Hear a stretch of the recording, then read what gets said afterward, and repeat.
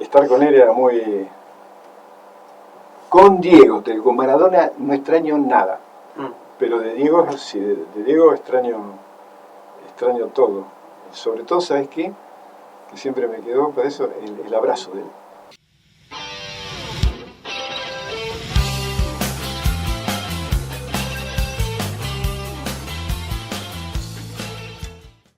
Bueno, buen día, buenas tardes y bienvenidos a La Bondi. Hoy estamos acá en una ocasión muy especial, con un invitado muy especial también, Fernando Signorini, el ex preparador físico de Maradona, entre muchas cosas. Que nada, nos venía a hablar un poco como su experiencia profesional, lo que fue vivir con él, todo su recorrido. Nada, si nos querés empezar a contar un poco cómo fue esta decisión de ser preparador físico, cómo empezaste, todo. Bueno, buenas tardes ya, ¿no? Sí. Sí, creo que son la 1:30. Sí. Mira, yo todo en mi vida se dio por casualidad. Yo nunca planifiqué nada, las cosas se fueron dando y eso hizo que después me hiciera un fervoroso defensor del determinismo, ¿no? A lo mejor por culpa de Jorge Luis Borges. Bueno, pero mi vida, además, hizo que yo me decidiera por él. ¿Por qué? Porque un día de marzo, una noche de domingo de marzo del 71, yo estaba en una confitería de Lincoln, que es mi lugar de origen, donde nací en la provincia de Buenos Aires, donde nació Arturo Eugenio, sí. Hablando. Y entonces estaban por cerrar, estaba llovinando, y viste cuando en las confiterías te empiezan a pagar, no te dicen que te tenés que ir, pero Claro. empiezan a decir, no te van echando a poquito. Claro, entonces vos entendés que te tenés que ir. Pero en ese momento entra un compañero, o sea, un amigo más, porque en Lincoln nos conocíamos todos, y se sorprende al vernos, uy, están ustedes, menos mal, porque están por cerrar. Me tomo un cafecito y me voy rápido porque me tengo que levantar temprano. Y como en Lincoln nadie se levantaba temprano, uno de los dos le dijo, ¿qué te vas a levantar temprano? Y él, no, porque mañana cierra la inscripción para la carrera de profesor nacional de educación física en el Colegio Nuestra Señora. ¿Y cómo es eso? Bueno, son 3 años y te permite después trabajar en escuelas, en clubes. Bueno, y se fue. Entonces con Carlos, este querido amigo que falleció hace unos días, mirá, nos dijimos uno al otro, el orden de los factores no altera el producto, yo sería bueno para eso. Y el otro que lo miró y le dijo, vos sería bueno. No, bueno sería yo. Vos sería bueno. Y ahora ahí arrancó. Vamos a anotarnos. Y al otro día, muy temprano, me levanté, recorrí las 11 cuadras que separaban mi casa del mástil de la Plaza Rivadavia de Lincoln, porque de ahí nos quedaba una cuadra y media al instituto y nos anotamos, ¿no? Y resulta que dimos las pruebas de eficiencia, que no eran tan complicadas, fuimos aceptados, pero cuando terminó todo eso me llamó la Madre Superiora, porque era un colegio de la congregación, ¿no? Y me dijo que yo no podía hacer la carrera. ¿Cómo que no puedo hacer? No, porque yo usaba anteojos. Por algo, bueno, Diego me decía el ciego, ¿no? Sí, eso... Yo, sí, toda mi vida tuve problemas en la vista. Y, no, bueno, por el riesgo que significa, no la puedo hacer. Así que volví a mi casa, pero en el camino recordé que en radio había escuchado que una empresa de Buenos Aires había puesto en el mercado la venta de lentes de contacto. Eran prácticamente nuevos, ¿no? Tuvo un problemita con la cámara. No, que podemos seguir con... Después dame un matecito. Sí. Entonces, esa misma noche viajé a Buenos Aires y cuando llegué, en la empresa roja que tenía la estación ahí en Cangallo, que ahora es Perón y Pueyrredón, y a 5 cuadras, Pueyrredón y Juncal, estaba esta empresa Forner Cornell, ¿no? Entonces llegué, me probé los lentes, claro, pero todavía no había lentes blandas, eran los rígidos, así que me dejaban los ojos así. Pero bueno, yo era soportar eso o no hacer la carrera. Así que volví a Lincoln, Cuando era la hora de las clases yo me ponía los lentes de contacto, cuando terminaba me lo sacaba, pero me irritaban mucho, no había manera, no se me adaptaba la vista. Y creo que fue en la segunda semana que estaba tan mal que no me los puse. Y fui, no sé si ustedes alguna vez usaron lentes de contacto, pero cuando te empiezan a molestar es como que tenés arena en los ojos y es insoportable. Sí. Y mis ojos ya de por sí sensibles. Entonces voy con los anteojos, los gruesos, ¿no? Pero yo tenía 21 de dioptría y 20. Y no me dijeron nada.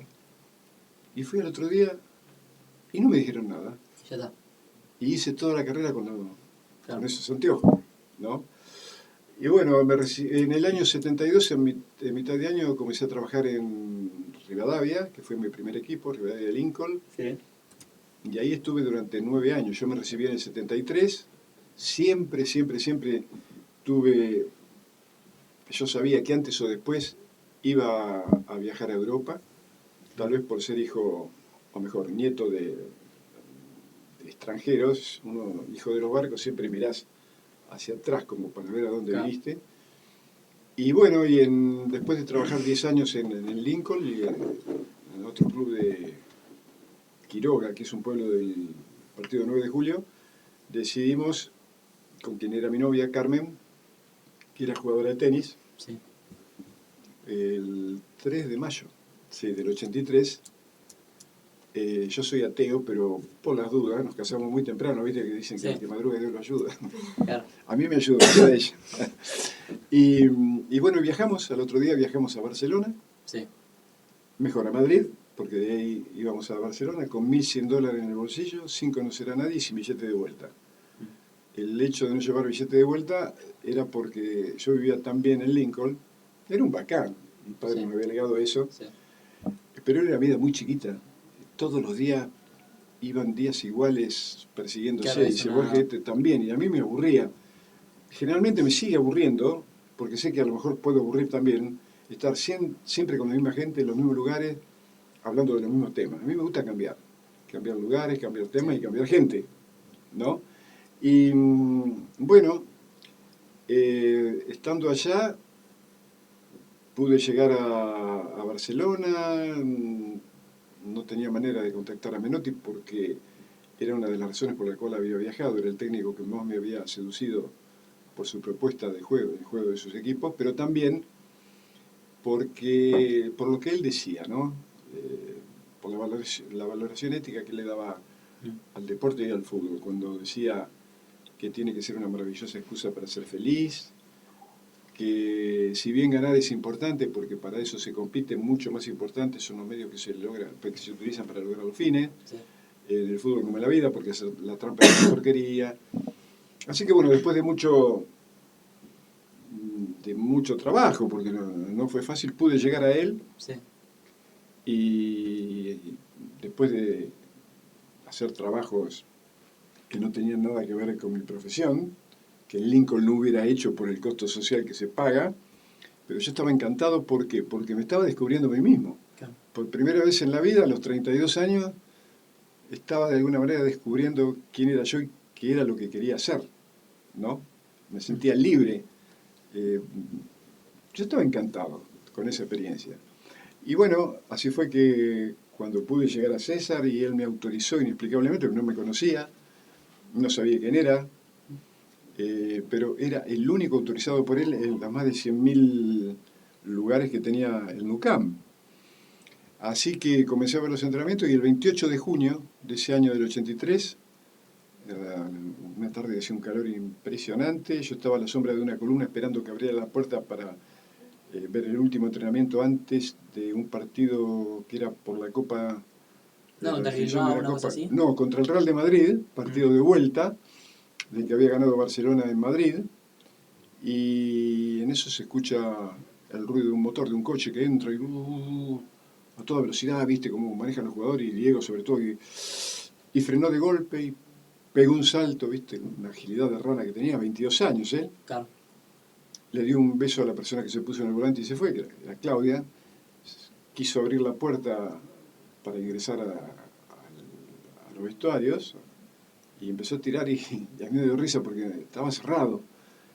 Entonces, yo desde ese lugar que él no me había descubierto todavía, le digo, ¿viste, Diego? Después dicen que el que madruga Dios lo ayuda. La primera vez que llegas temprano está la puerta cerrada. Y él se giró, me descubrió y vino sonriendo, me parece estar viéndolo. Tenés razón, podés creer que sea tan verde yo. Y bueno, y ahí empezamos a charlar. Y esa fue la primera vez. Quedamos en que nos volvíamos a ver en la pretemporada de Andorra. Y en la pretemporada de Andorra nos vimos. Y al regreso me invitó a comer un asado en su casa. Estaba toda su familia. Tiene una mansión increíble en el barrio de Pedralbes, en la zona alta de Barcelona. Y bueno, y desde ahí comenzamos a frecuentar con mi esposa porque también tenía una cancha de tenis. Entonces jugaba Lalo, el hermano, jugaba Claudia.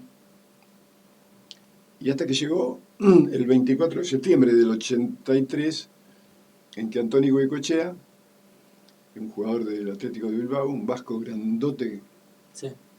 de casi 2 metros, se le ocurrió la muy buena idea, para mí, de romperle el tobillo a Diego. Digo porque si Goicoechea no le hubiera roto el tobillo a Diego, seguramente Diego no hubiera tenido necesidad de tener un preparador que además fue el primero en la historia del fútbol, o yo fui el primero en la historia de ser preparador personal de un jugador de fútbol, porque no existía eso, ¿no? Claro. Así que, en resumidas cuentas, bueno, así fue como comencé mi experiencia en el fútbol europeo, ¿no? Así que bueno, nombrás mucho, en muchas ocasiones, como que el Diego te elige, te eligió. Que bueno, va con esto, ¿no? ¿Por qué crees que él agarra y dice, vení Fernando, quiero que estés conmigo en el día a día, básicamente? Y si yo lo respondiera sería una muestra de vanidad y el yuyo malo que envenena toda huerta, como decía Yupanqui, la vanidad. Sí. No, yo creo, nunca se lo pregunté, ¿no? Pero supongo que habrá sido porque él habrá detectado. Yo creo que le sorprendió el hecho de que cuando él me ofreció trabajo, sabiendo que yo no tenía trabajo y que me estaba eligiendo porque a él le hacía falta, siempre lo había pensado y más ahora, como dijo después de esta lesión, y que yo lo puse en duda. ¿No te parece, Diego? Sí, ¿por qué? No, bueno, van a decir que es otra de tus excentricidades, que siempre andás como, no me importa, lo que digan estos tipos siempre me van a criticar, yo siempre lo pensé y bla, bla, bla. Pero como yo había dado el primer paso hacia la duda, como que me dio vergüenza de decir, bueno, sí, está bien. No, yo me mantuve, le digo, mira, vamos a hacer una cosa, vamos a darnos 3 o 4 días, pensalo vos, lo pienso yo, porque lo vamos a tener que armar entre nosotros, vos tenés tu cuerpo técnico, esto no existe. Claro.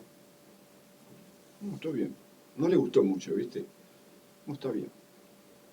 Y yo me fui. Cuando salí de la casa me daba ganas de volver a decir, mirá que fue un chiste, porque ahí me di cuenta, el mejor jugador del mundo me estaba ofreciendo quedarme a trabajar con él, Claro. y yo le estaba diciendo, ni.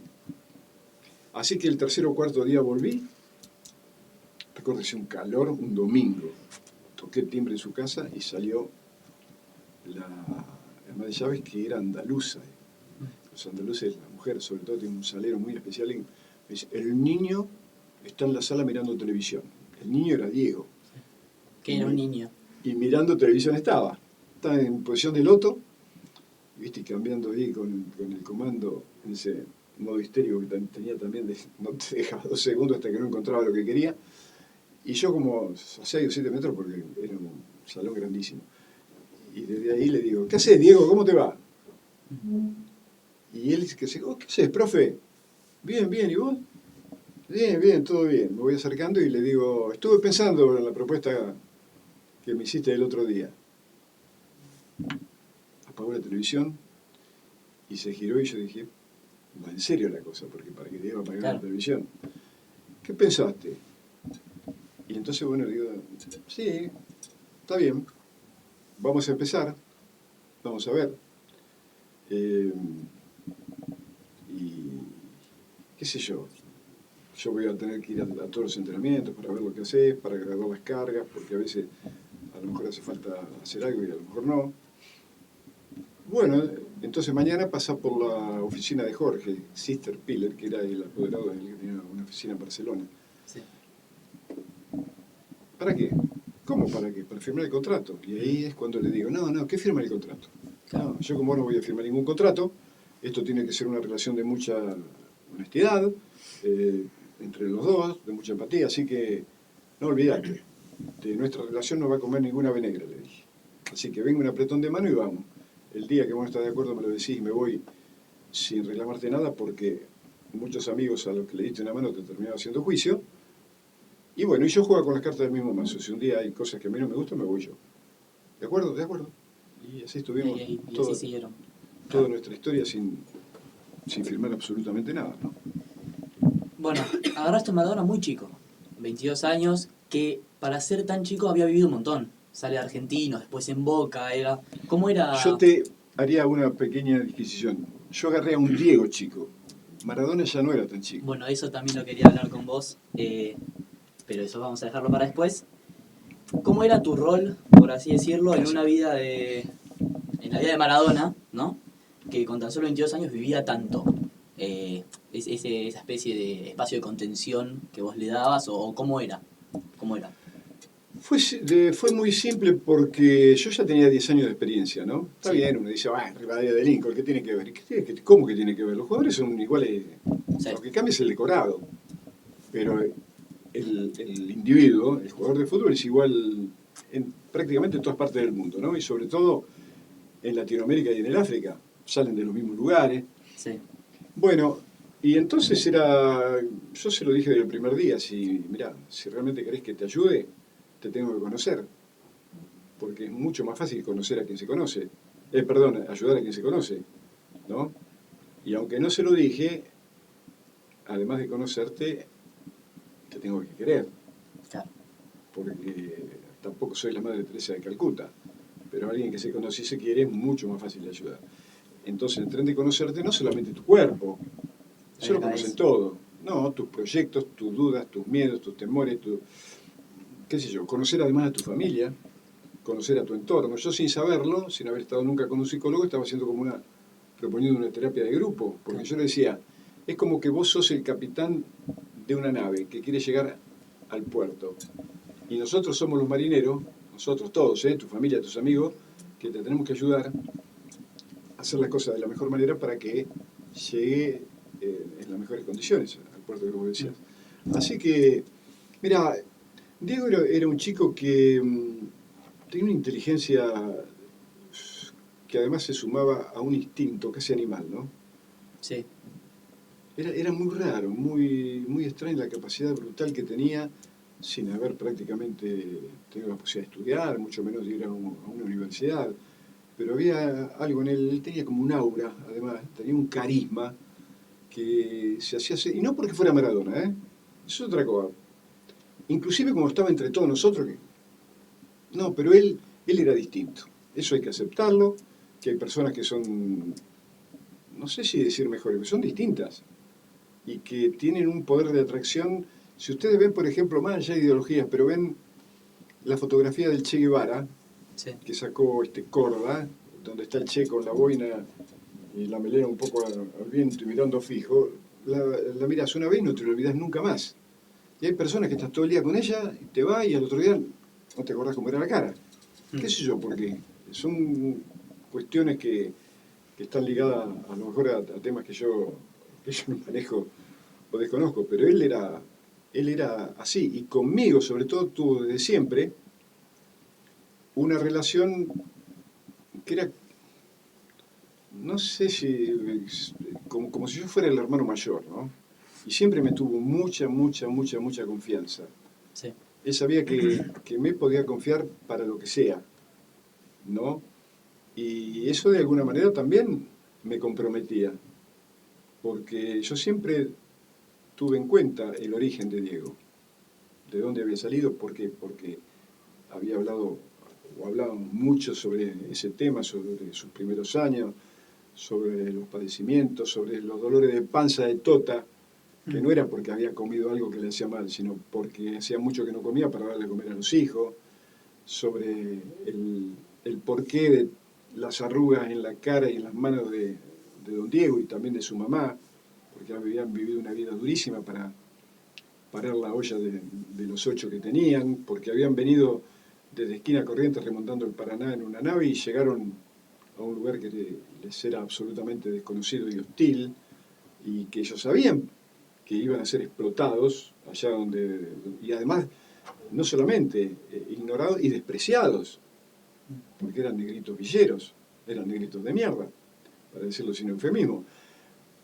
Pero claro, después la hipocresía del poder, la instrumentalización hizo que cuando el nene asomó la cabeza y empezó a ser conocido en el mundo, bueno, terminó en el balcón de la Casa de Gobierno, terminó en el Vaticano, terminó en la mesa de los reyes de España. Él, que cuando estaba en ese barrio lo despreciaban, porque cuando estaba ahí no fue ningún presidente a ofrecerle alguna solución a su familia, no fue ningún papa a invitarlo al Vaticano. Pero bueno, la hipocresía, el grado de instrumentalización de estos chicos sigue siendo hoy brutal, ¿no? Tengo una duda que es más bien personal, que no la escribí ni nada, pero... Tenés suerte, yo tengo un montón. ¿Cómo era Don Diego y la Tota? Porque tengo entendido que tuviste la oportunidad de conocerlos y estar bastante. Sí, tuve una... ¿Te imaginas que fueron, qué sé yo, Fueron más de 11 años, ¿no? casi 11 años, ¿no?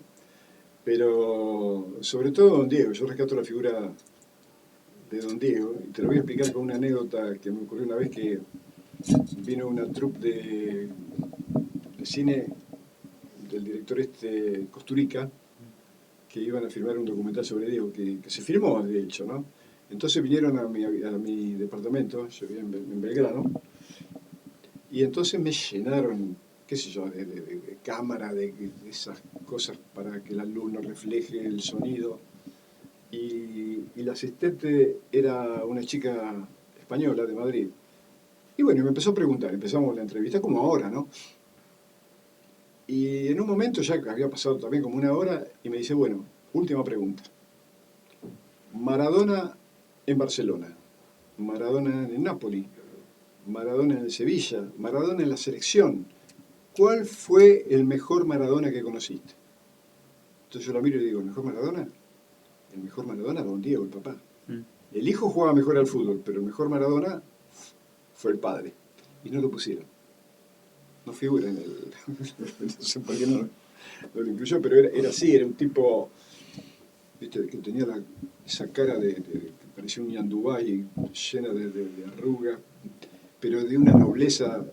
La mirada de Don Diego era de una nobleza increíble, y era un tipo que prácticamente no hablaba. Era todo con los ojos. Pero él manejaba todo, claro, con la vista y con el gesto, ¿no? Pero nunca se expuso en los medios, nunca salió a decir nada, mucho menos manejar la carrera del hijo, porque no había tenido posibilidad de estudiar. Trabajaba en una fábrica que se llamaba Tritumol, de la molienda de huesos, y eso le había afectado mucho la salud, porque además trabajaban sin máscara, con esa explotación brutal que se sigue haciendo sobre esa clase de gente, sobre la clase obrera, ¿no? Pero sí, y Doña Tota era una cacique, era prácticamente la que decidía todo, ¿no?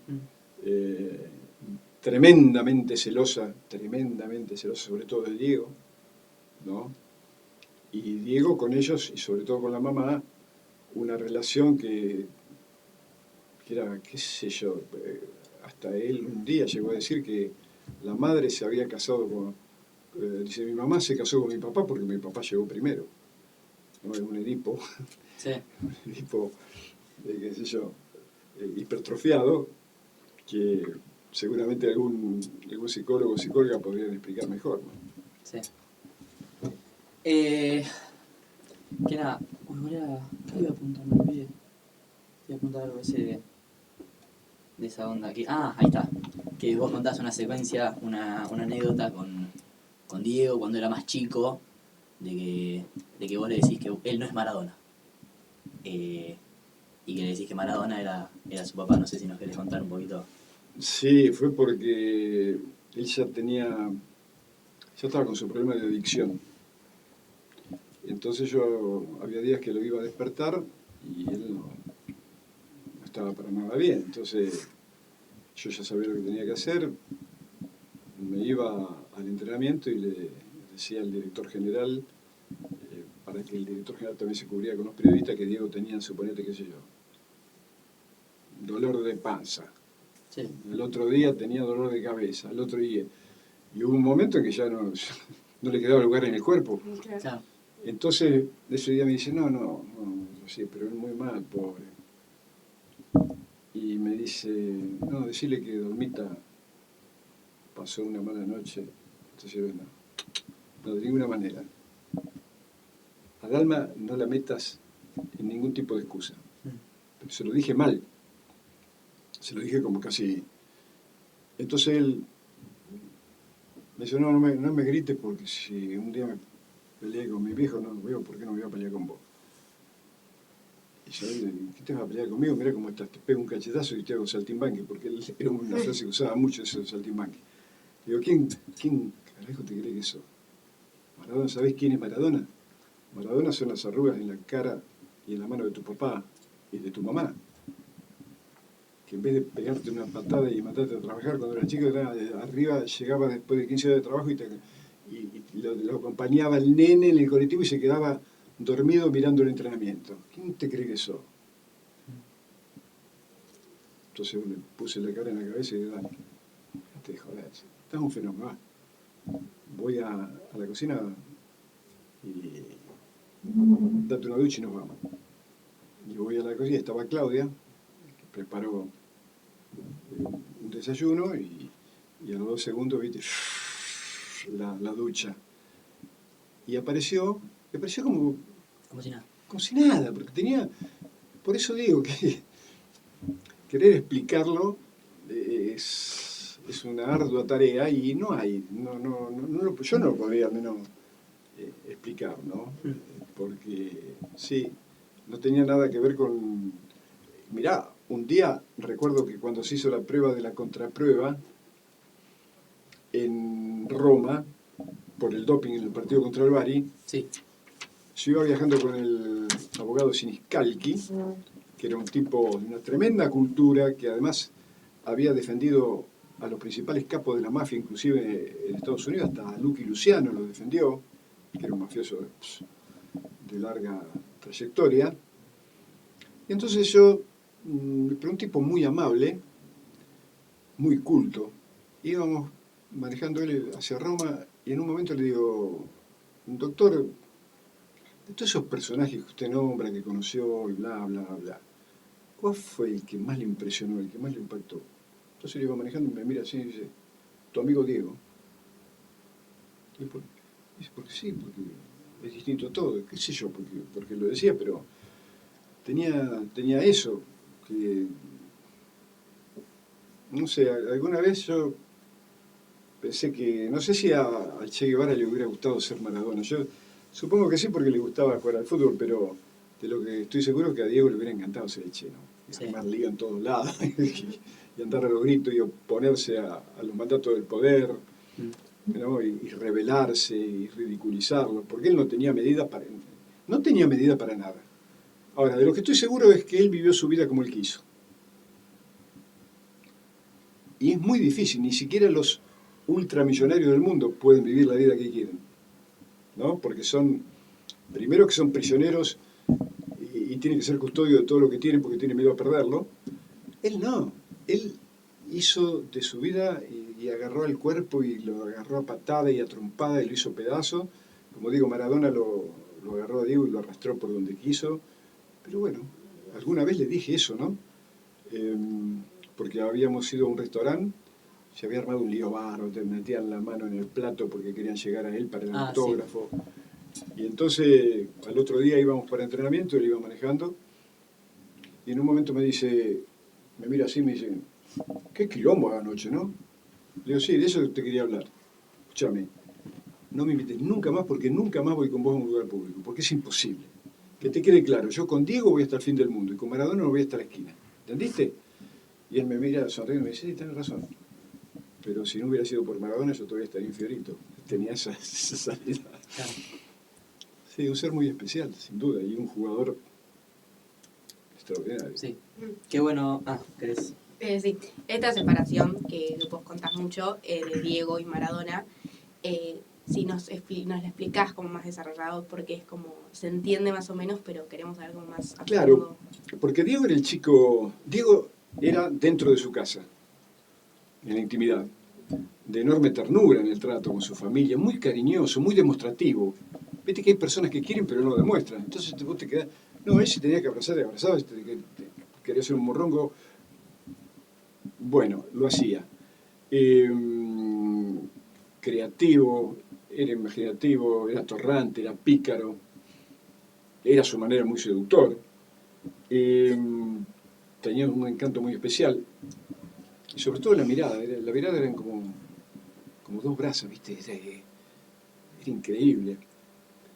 Porque además tenía condiciones de esas que desmienten lo que dicen los que creen que Dios hizo a todos los hombres iguales. A ellos le echó más levadura, ¿viste? A él, a Messi, porque tiene, por ejemplo, un campo visual que no tiene nada que ver con el que tenemos nosotros. Sí. Y Maradona era el que ponía el pie fuera de su casa y tenía que estar a la altura de todo lo que le exigían. Muchos de esos que le exigían era que cuando estaba en Fiorito lo despreciaban, como decíamos anteriormente, ¿no? Pero ahora quedaba bien estar a su lado o intentar ser amigo. Y entonces era insoportable, porque él se cargaba de vanidad, tenía que estar. Y yo creo que eso también fue uno de los caminos directos que él tuvo hacia la droga, ¿no? El hecho de tener que representar un personaje o un rol social para el que nadie, absolutamente nadie lo hubiera preparado, fue el primer producto de la globalización a nivel mundial. Alguna vez un periodista del Observatorio Romano, que era el órgano oficial del Vaticano, me dijo, estábamos haciendo así, le digo, bueno, pero tenés que considerar que Diego es el hombre más conocido en el mundo. El tipo dice, no, ¿cómo más? ¿Viste cómo dicen los italianos? No, el más conocido es el Papa. Le digo, ¿qué Papa? ¿Quién es el jefe de la Iglesia Ortodoxa griega? No lo sé, me dice, no lo sé. Bueno, no lo sabe. Bueno, en Grecia lo conocen a Diego. Y al Papa prácticamente no, porque es otra religión, ¿no? Así como vos no conocés al jefe de la Iglesia Ortodoxa, bueno, entonces, y era así, llegó a ser el hombre más famoso, no digo el más importante, ni mucho menos, pero el más famoso del mundo, sí. ¿Cuántos argentinos cuentan que en lugares calientes de la geografía mundial, en, qué sé yo, en zonas de guerra, que por ahí llegaban a un retén del ejército, y argentinos, Maradona. Ahora pasa con Messi también, ¿no? Pero con Diego, porque fue el primero de todo. Entonces, bueno, él también tuvo que hacer ese ejercicio y yo creo que sí, que eso fue uno de los... Más allá de que su biología a lo mejor lo empujaba porque él estaba predispuesto a ser adicto, porque hay una razón biológica en la adicción también. Eso lo aprendí de una doctora premio Nobel de Medicina que murió a los 102 años, una italiana que se llama Rita Ive Montalcini, que dice, la raíz de la adicción es biológica, cualquiera puede, o no, según como cualquiera puede ser a lo mejor gordo, no, cualquiera no, hay algunos que no son gordos nunca o pelados, bueno, también en la droga pasa lo mismo, y eso puede estar ayudado o perjudicado por el entorno, y justo lo que le había pasado a Diego daba para que él fuera muy adicto, porque él tenía que evadir de todos. ¿Quién lo había preparado?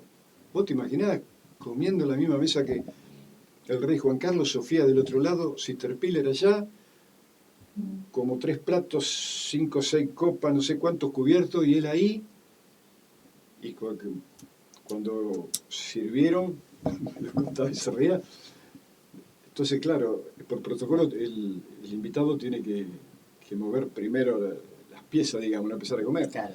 Pero le sirvieron a todo y él miraba, y por ahí Sofía, que estaba ahí, se dio cuenta y agarró, entonces él, y después entonces él copió todo. Y yo no sabía las ganas de comer el choripán que tenía, porque la pasó muy mal. Pero es una vida exagerada. Hay un libro de Bresci Echenique, el peruano, que se llama La exagerada vida de Martín Romagna, que me lo regaló Jorge Valdano, recuerdo, en México. Y con yo, después pasando años de vida con Diego, yo decía, la vida de Martín Romagna al lado de la de Diego es la vida de una carmelita descalza. ¿Qué tiene que ver? Diego fue insoportable, una vida insoportable, para un humano normal. Cuando se cumplió 60 años, que me llamaron para ver qué tenía que decir, le digo, ¿qué 60 años? Él cumple 600. 60 cumplimos nosotros los mortales. Y sobre todo del lugar donde salió y a la cima que fue capaz de coronar, ¿no? Sí, tremendo. Bueno, ya entendemos la diferencia entre Diego y Maradona. ¿Qué es lo que te dejaron tanto Diego como Maradona marcado en la vida? ¿Qué es así lo que te queda de ellos? Lo de Diego me quedo con la ternura, Mm. con una relación, porque era un chico.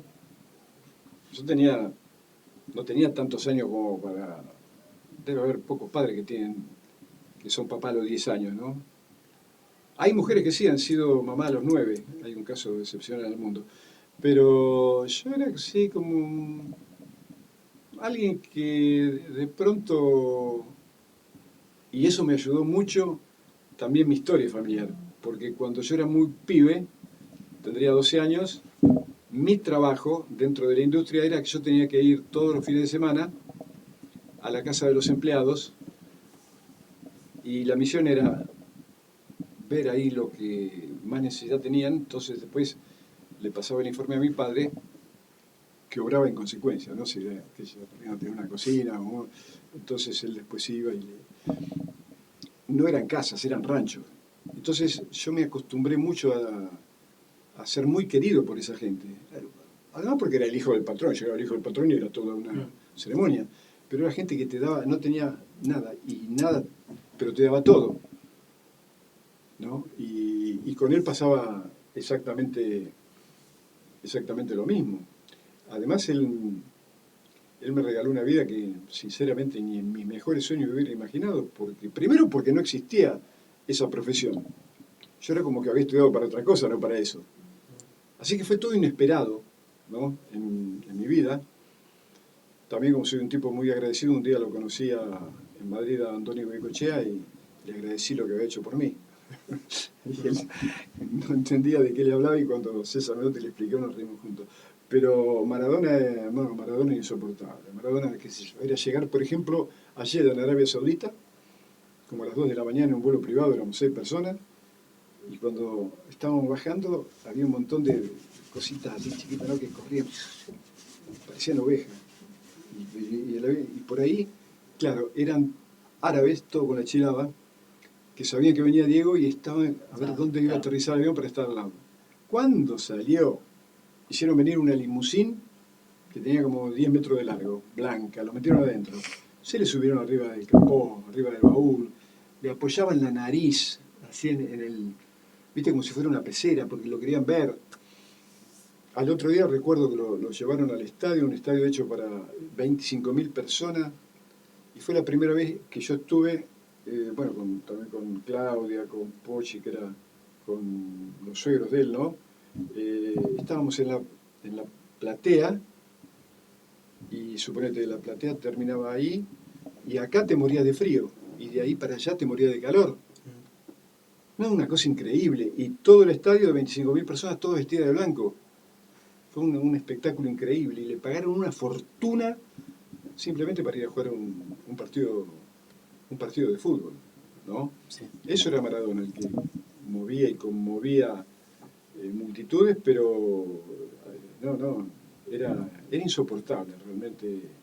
Mirá, ahora cuando estuvimos en la selección para el Mundial del 2010, lo mismo, qué sé yo, llegábamos a cualquier, qué sé yo, a Múnich o cuando fuimos a jugar a Francia y bajaba todo el equipo y él como técnico, viste, siempre el cuerpo técnico baja último, y bajaba Carlitos Tevez, bajaba qué sé yo, Pipita y Mascherano y Leo, pero hasta que no bajaba Diego la gente no se movía. Tenía un poder de atracción, qué sé yo, por eso, porque hay cosas que son inexplicables. ¿Cómo te lo explicas? Sí, que bueno, con esto de la selección, que te escuché una vez hablar de una anécdota, ponele divertida o linda, de cómo llegás vos a la selección, ese llamado que te hace... Ah, también, sí. Hacía 14 años que no nos veíamos, ¿eh? Sí. Y ese día estoy en Lincoln y suena el teléfono y miro así. Ah, no, perdón, primero suena el teléfono de casa, el fijo, y era un amigo, Luis Godoy, que me dice, felicitaciones, profesor, porque era un dirigente de Rivadavia. ¿Por qué? ¿Cómo por qué? Estás en la selección argentina justo. Tómatela, le digo, Luis, ¿vos también te crees esa pavada? No, mirá que Grondona la va a llamar a Diego. Bueno, no, olvídate, vamos, chao, nos vemos, sí, dale, chao. Pero parecía que había estado organizado. A los 4 segundos suena el teléfono. Y miro así, Claudia. Y algo me pasó, viste, Claudia. Hola, Clau, ¿cómo te va? Profe, dice Diego si le gustaría estar con él en la selección argentina. Y dice, ¿qué está diciendo? No, le paso con él, me pasa. ¿Qué hace ciego? Como siempre, está hace 14 años que no lo veía. Y habríamos hablado 3 o 4 veces por teléfono. ¿Qué hace, Diegucho? ¿Cómo andás? Entonces me dice, no me jodas, ¿sí? Sí, dice, mañana se hace la presentación en el predio de AFA, así que venite. Así como, viste, venite. Sí. Como cuando el día que me invitó también para ir a Cuba para ver a Fidel Castro. Yo también estaba en Lincoln y lo mismo, te lo dice, viste, como decir, vamos a ver a Juan Pérez, no, a Fidel Castro. Bueno, venite, y obviamente que yo iba, porque eran cosas que me interesaban. Pero llegó de manera inesperada, pero de los 4 mundiales en el que estuve, yo elijo el de Sudáfrica como, me quedo con ese, ¿no? Sí, por el ambiente, por lo que... Más allá del resultado, que a mí el resultado generalmente no era que me importaba mucho, ¿no? Ya estaba en una época de mi vida que a mí el resultado no qué sé yo, no le doy Sí. importancia, sinceramente. Y esta es una pregunta casi que de corazón. En el Mundial 2010 no solamente te toca estar al lado del Diego, que es una de las máximas figuras que tenemos varios en el fútbol, Sino también de Leo. de Leo, y también te tocó con Román, y lo nombras mucho a los tres, Sí. como distintos. No sé si me querés contar un poquitito de cómo eran, o qué destacabas de cada uno de esos dos, aparte de bueno, Maradona, que venimos hablando. Román, la fascinación que tenía por el fútbol en sí, ¿no? Yo creo que no sé si Leo y Diego se le debe parecer, pero creo que Román en eso, él quería hablar de fútbol. Hicimos un acuerdo por 3 meses y yo fui. Él vivía en Casteldefels, ahí cerquita donde después vivía Leo Messi, y a la vuelta donde vivió Mascherano cuando estaba en el Barcelona. Un lugar muy lindo, al lado del mar. Pero él, no, a entrenar, él quería hablar de fútbol. Entonces muchas veces cuando íbamos al entrenamiento, yo lo llamaba, por ejemplo, a César Menotti, y lo ponía a hablar por teléfono, y seguíamos hablando. Pero entrenar poco y nada. Entonces cuando se cumplieron 2 meses, le digo, mañana me voy. ¿A dónde van? Argentina. ¿Cómo? Si, ¿qué 2 meses todavía? No, ¿qué 2 meses? Yo vine para hacer una cosa, vos no la quería hacer, así que no, yo me voy. Además, ¿para qué te voy a obligar si vos haciendo lo que haces sos feliz? Que es lo mejor que te puede pasar, así que olvídate, me voy. Y me vine, obviamente, ¿no? Pero también todo un personaje, Román, increíble. Y sobre todo, te repito eso, todo su vida se cierra en eso, en el fútbol, en tomar mate y en comer con los amigos. Bueno, ¿no? hasta el día de hoy lo defiendes. Sí. Y Leo es como también, no se pueden explicar, ¿viste? Viste que hay, en este tipo de sociedades que padecieron mucho por este tema de la cultura como cosa impuesta, ¿no? Del mecanicismo y tal, todo tiene que tener una explicación. Y no, hay cosas que no tienen una explicación. Pero generalmente lo dice gente que es muy poco sensible, ¿no? A mí me gusta mucho la poesía. Por ejemplo, leo a Lorca y leo a Neruda, y los dos han escrito cosas, suponete, maravillosas sobre el amor. Maravillosas, pero yo estoy seguro que se quedaron con las ganas, porque a veces comparo, vos vas, no sé si ustedes fueron al sur, ¿no? Y vos ves en otoño el sol reflejándose en el agua, en las nieves eternas, el ocre de toda la falda de la cordillera. Entonces venís, vos te lo metés todo para adentro, y después venís acá y se lo querés contar. ¿A quién se lo va a contar? ¿Cómo se lo podés contar? Únicamente decir qué hermosura, pero no producís en el otro lo que te produce a vos, eso que no tiene explicación. Entonces, explicar a Messi Sí, algunos se atreven o porque son vanidosos o porque son estúpidos. Porque sinceramente, ¿cómo los explican? No, es inexplicable. Porque entonces decime, tiene dos hermanos, criados en la misma casa, educados de la misma manera, tratados seguramente de la misma forma, alimentados igual, Pero él es... y él hace con los pies lo que los otros dos no pueden hacer con la mano. ¿Y cómo se explica? No se explica. Ahora después, no sé, hubo un intento que también había pasado contigo, que le querían estudiar el cerebro. Son todas estupideces. Sos como sos, listo, se acabó. Así no tiene una explicación desde el punto de vista académico o científico. Son así. Y Diego exactamente. Leo también tuvo suerte en el hecho de que tuvo una familia que estaba con la guardia alta, ¿no? ¿Por qué? Porque sabía lo que le había pasado a Diego. Entonces hay lugares que no, el poder no te permite. A lo mejor sí, no sé, pero también tenía otro origen. Pero el origen no es tan definitorio, ¿eh? Porque eso es una teoría que yo muchas veces escuché, pero yo la pongo en duda. Generalmente tiendo a poner en duda todo lo que se da por sentado. ¿Por qué? Porque dicen, no, bueno, pero él salió de la villa y Messi salió de... Bueno, pero y el padre Mujica, por ejemplo, o el Che Guevara, no salieron de la villa, salieron de una condición social mucho más aventajada.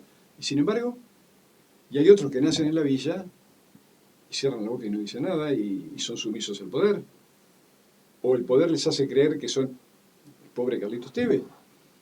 ¿Qué se cree Carlitos? ¿Que Macri lo quiere? ¿Qué le va a creer? Macri lo desprecia, pero lo necesita. Claro. Entonces todo un juego bastante perverso, ¿no?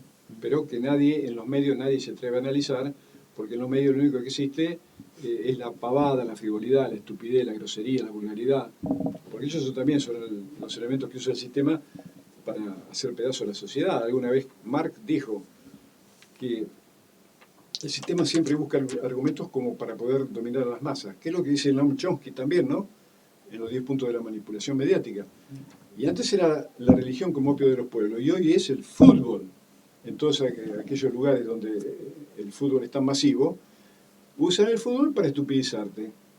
Mortalidad infantil en crecimiento, qué sé yo, la falta de apoyo a las universidades, a los enfermos oncológicos, al transporte.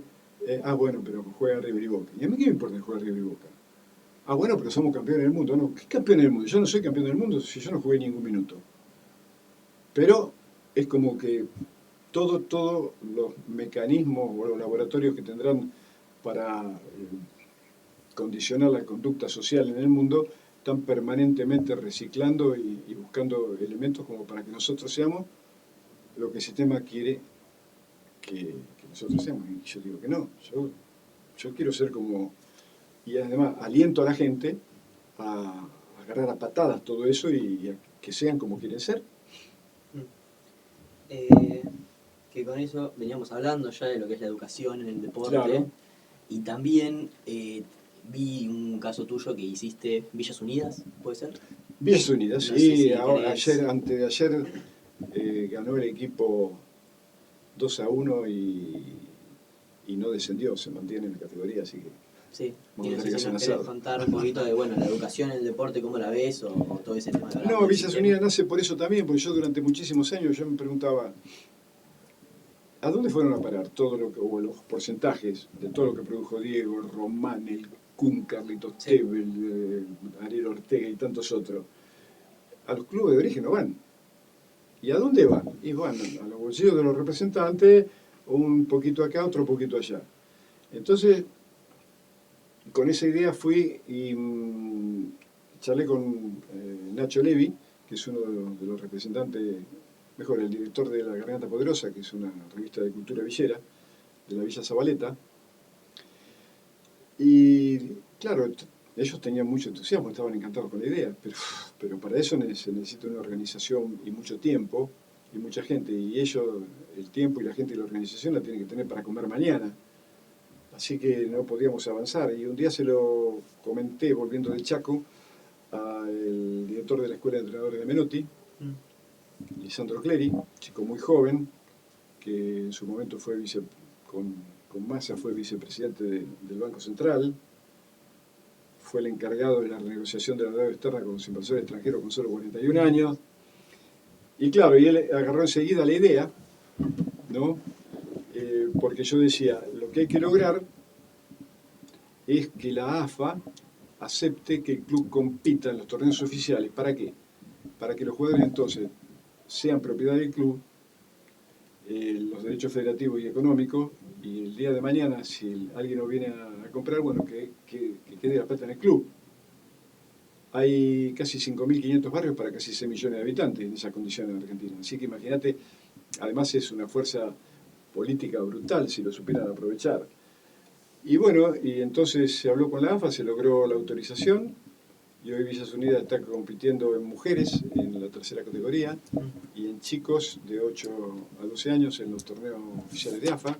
Y yo digo que si el poder no fuera tan incapaz, tan mediocre y tan ciego a la proyección que eso puede tener, se darían cuenta de que Villas Unidas dentro de 50 o 60 o 70 años, como ustedes sean muy viejitos, puede ser más que River y Boca. ¿Por qué? Porque sí, los chicos van a salir saliendo de la villa, que no van a salir ni de Recoleta, ni de Puerto Madero, ni de aquel coso del Tigre, ¿no? Donde viven los narcos. No, van a seguir saliendo de esos lugares. En Argentina, en Latinoamérica, en África, no creo que vaya a cambiar mucho en ese lapso de tiempo. ¿Estás jugando en la FA? Villas Unidas está jugando en la FA. Claro. Sí. Así que ya hubo una chica que estuvo en la selección argentina. ¿Es que salió de Villas Unidas? Salió de Villas Unidas, sí. Sí, es una dinámica. Está Lalo Maradona también, está como entrenador. Lo que pasa es que la pandemia frenó mucho la posibilidad de evolución, pero no así el entusiasmo. El entusiasmo sigue como el primer día. Claro. Sí. ¿Querés hacer eso? No lo entendí. Bueno, hoy, si no me equivoco, hoy es el cumpleaños del Flaco, de Menotti, ¿puede ser? O sí. Ayer, no me acuerdo. Hoy. Y yo tenía un poquito en duda eso, porque vos lo nombraste, pero es ¿cómo llegás a él allá en Barcelona? ¿Cómo es que...? Porque yo quería conocerlo, quería precisamente eso, que me autorizara a ver los entrenamientos, porque no autorizaban a nadie. Entonces, cuando yo llegaba al portón de entrada, había como, a veces había 200 personas de todo el mundo, ¿viste? Porque venían holandeses, alemanes, que querían ver a sus ídolos, entre ellos a Diego, a Don Schuster, y no podían pasar, estábamos todos ahí. Yo iba todos los días, entonces la gente cambiaba, pero el único que siempre iba era yo. Y entonces al guardia, don Benito, que era gordito y pelado, ya casi como que me saludaba cuando veía, pero él no podía hacer nada. Pero un día va saliendo de dentro del Nou Camp un muchacho, un rubio así, y se pone a hablar con, no sé, Benito lo llama y se pone a hablar. Entonces, tú vienes. Yo, sí. Dice, mira, este chaval quiere conocer al Menotti. ¿Por qué no lo ayuda? ¿Quién, flaquito, vos? Sí, vení, vamos. Bueno, José Luis Menem se llamaba, que el papá había sido el que tenía la concesión de la confitería de River durante muchos años y el bar La Biela en Buenos Aires. No sé si conocen La Biela. No. Conózcanla porque es un lugar espectacular ahí en plena Recoleta. Okay. Es un lugar maravilloso.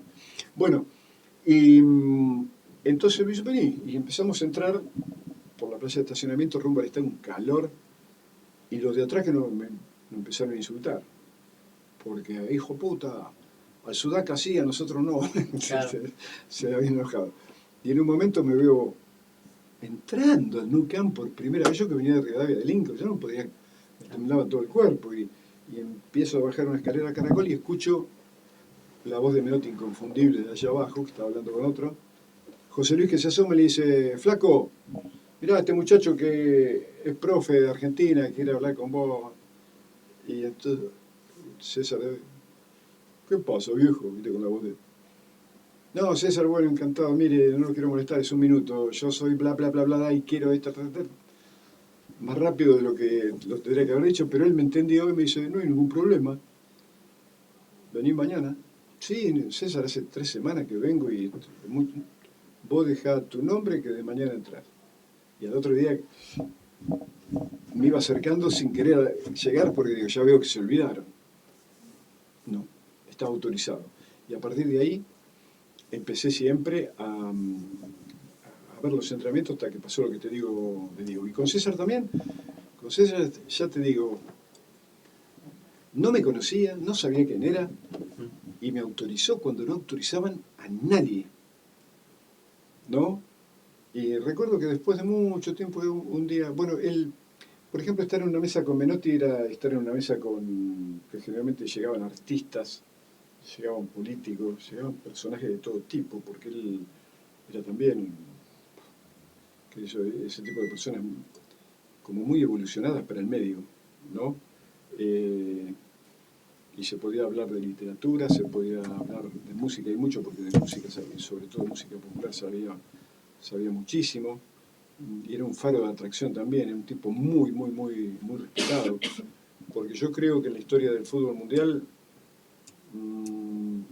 no creo que haya habido, desde el punto de vista conceptual, a nivel mundial, un entrenador como yo. Creo que él es el number one de todo. No por algo Rinus Michel, el mismo Rigosaki, Pep Guardiola, Marcelo Bielsa, dicen que César ha sido para ellos una fuente de inspiración. Era un tipo que tenía, además lo ayudaba todo él, que yo alto, esa voz así, tenía un manejo de la mano que parecía que estaba enroscando, viste, que se la víbora. Era un gran seductor, pero un tipo con un conocimiento, bueno, miembro del Partido Comunista también, en su momento en Rosario, y te repito, admirado y sobre todo por los jugadores, ¿no? Los jugadores se le caen las babas cuando estaban con César, porque además tenía lo que yo siempre he tratado y nunca he conseguido, de un gran poder de síntesis. Él te encerraba, miraba una cosa y encerraba en un concepto, y eso era tan claro, tan preciso en el modo de transformar, por ejemplo, en un método, un concepto que realmente era, sí, fantástico. Sí. Bueno, un poco para ir cerrando, lamentablemente, queríamos preguntarte como qué consejo o qué dirías a esos chicos o chicas que... perdón, No, ¿está sí, todo sí. bien? Sí, todo. Repito. ¿Qué le dirías a esos chicos o chicas que capaz quieren dedicarse a una profesión como la tuya, como, bueno, preparador físico de algún deportista? ¿O qué consejo darías en general a la juventud que está más inclinada para ese lado? No me animaría a dar consejos, pero sí simplemente una sugerencia basada en mi experiencia. Eso no quiere decir que... Esto es como las revoluciones, no son todas iguales, cada una tiene su propia característica. Yo simplemente digo que no se apuren, que no estén subidos a la expectativa, al ansia de la sociedad, y ni siquiera de papá y mamá, porque papá y mamá muchas veces, porque también son producto de la sociedad, o por sobreprotección, a veces se equivocan. Los padres no son perfectos, yo como papá, ¿qué voy a ser perfecto? Los hijos tampoco. Entonces yo creo que cuando el concepto que yo manejo es que la naturaleza enseña. Los pájaros tienen pichones. Y claro, los acompañan, los enseñan a volar. Seguramente le deben decir en su idioma, mira, por acá no, porque después va a haber un gato y te puede comer. Los ponen más o menos después, el pichón no le hace caso, que va como un gato y se lo come el gato. Pero hay un cantante, poeta uruguayo, Alfredo Citarrosa, que tiene una canción que dice, yo puedo enseñarte a volar, pero no seguirte el vuelo. Entonces el vuelo tiene que ser de ustedes, y ustedes tienen que elegir hacia dónde. Pero no se apuren, aprendan primero bien a volar, porque los riesgos que hoy presenta la sociedad actual son muy complejos y son muy vastos. Pero yo diría que antes de conocerlo de afuera, traten de conocerse a sí mismos y no tengan miedo. Crean en ustedes a muerte, porque si ustedes no creen en ustedes, no lo va a creer nadie, porque la sociedad es competitiva, porque son voraces. Y sobre todo, una vez que ya se conocen, vayan a conocer el afuera. Pero no solamente no tengan ese concepto de nacionalismo. Los nacionalismos o ese sentimiento de nacionalismo ha producido decenas de millones de muertos en el mundo entero debido a la estupidez humana, ¿no? Mi lugar en el mundo es el mundo. Sí, quiero mi lugar de origen, pero a mí no me aten a un himno, no me aten a un color de bandera. Yo hago a menos de todo eso, porque todo eso sirve para enfrentarnos, ¿no? Saquen ustedes la cuenta. Los himnos nadie habla de un poeta, no, habla todo del el ruido del cañón, invitando a la guerra, a la sangre, que es una locura total que han inventado los seres humanos. Entonces, si ustedes van a recorrer y van a aplicar la misma fórmula que aplicamos nosotros los mayores, van a tener los mismos resultados. Ustedes no son vasija a la que hay que llenar de hablar. Ustedes hay que escucharlo y son como, qué sé yo, antorchas a la que hay que prender y permitirle. Después, a lo mejor, como controlarlo un poquito, ayudarlo para que no desaten un fuego voraz. Pero anímense a llegar al fin del mundo antes de decidir una carrera, antes de decir voy a hacer esto, salvo que estén absolutamente convencidos. Pero si no lo están, si tienen duda, no caigan en eso de la competencia. No, bueno, pero fulanito ya está en segundo año y yo todavía no empecé.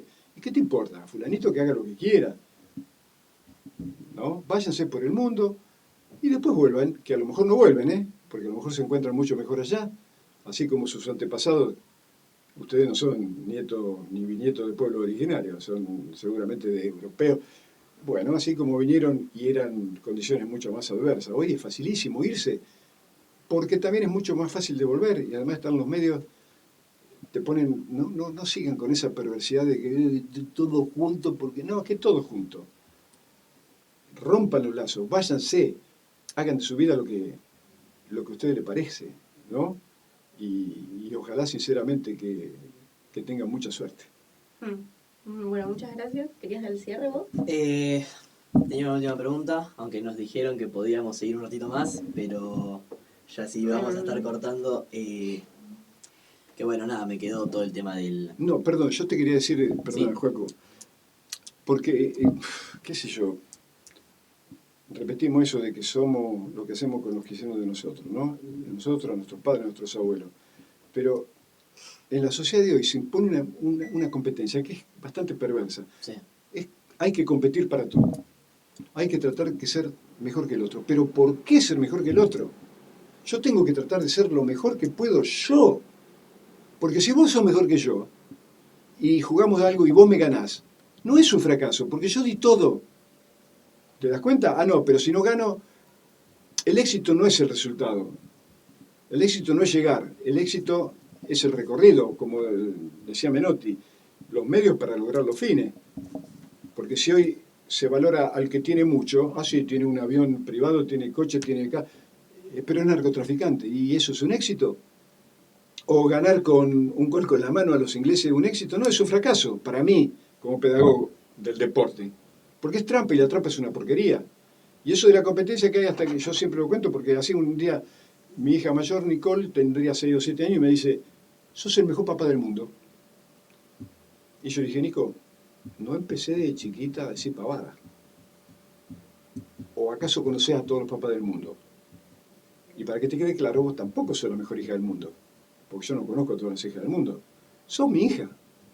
¿Por qué competir hasta en eso? ¿El mejor o el peor? Eso ténganlo en cuenta. Porque ustedes también son producto de todo lo que han vivido, de todos los estímulos, de la educación. Pero bueno, párense y digan, no, bueno, ahora yo voy a pensar esto por mí mismo. Benefíciense de la duda, porque la duda es el motor de la evolución y la certeza es su límite, ¿no? Bueno, me quedaron, que estaba en eso, me quedaron atrás el tema del antidoping, de Grondona, de Bilardo, te quería preguntar, pero nos están cortando.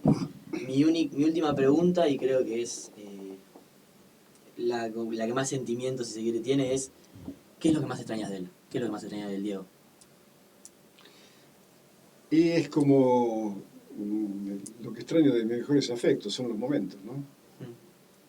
Los momentos con él, como han sido también, te repito, que son mi padre, mi madre, mi hermana, otros amigos divinos que he perdido también, pero yo no los privilegio a Diego porque era famoso, porque si no sería, vaya el favor que le haría al verdadero y genuino concepto de la amistad, ¿no? Pero como a veces le decía, de mis amigos vos sos el que mejor juega al fútbol, pero yo tengo otro que juega mejor a la bocha, al tenis, al ping-pong. Como para que no se agrandara, ¿viste? Pero sí, estar con él era muy...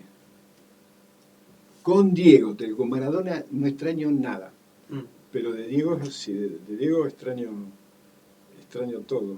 Sobre todo, ¿sabes qué? Que siempre me quedó para eso, el abrazo de él. Era un abrazo que no quería que se terminara nunca.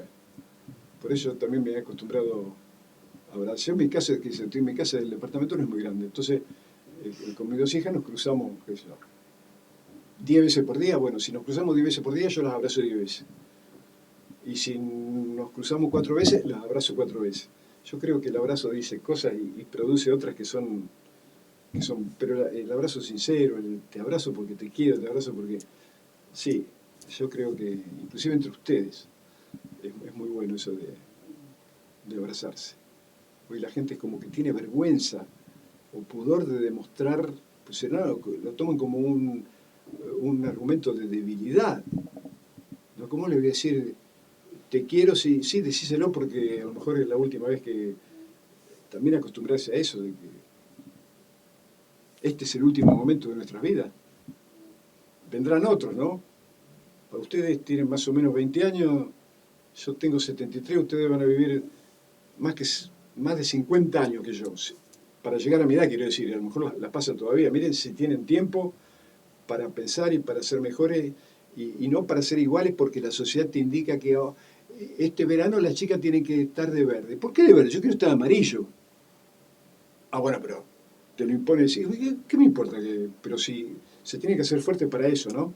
Para el juicio de lo de afuera, que el único juicio que tiene que valer, como le dije a Leo antes de la final, el partido que Argentina perdió contra Alemania, Leito querido, en medio del ruido de las bubucelas, un lío, pero entonces me tuve que poner casi frente contra frente para decirle, escúchame una cosa, mi amor, porque yo los trato así como escúchame otra cosa, mirá, hoy nosotros de vos queremos únicamente que la pases bien, que sonría, ¿ok?